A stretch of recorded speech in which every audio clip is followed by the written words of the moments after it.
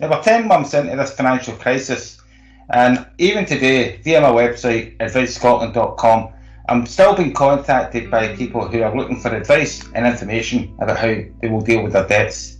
Now, the gentleman that contacted me today had his hours at work cut as a result of this crisis, and therefore he's seen his income also been cut.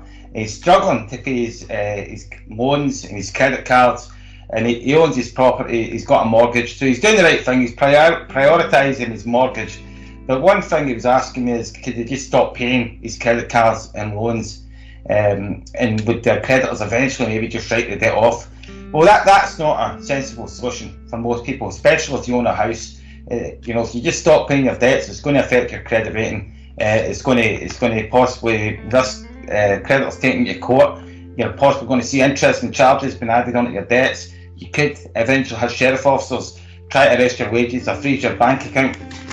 And so the message I want to get out there to people is, look, even 10 months later, the Financial Conduct Authority today were sending out messages via Twitter saying to people, if you are struggling financially, contact your lender.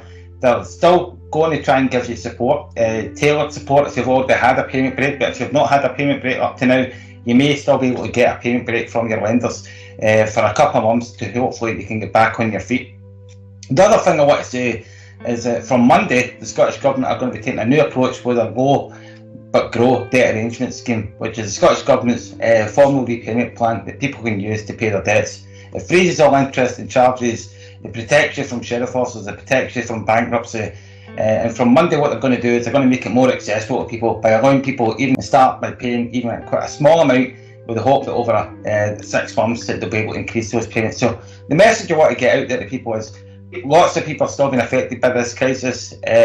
Ignoring your debts is never a solution.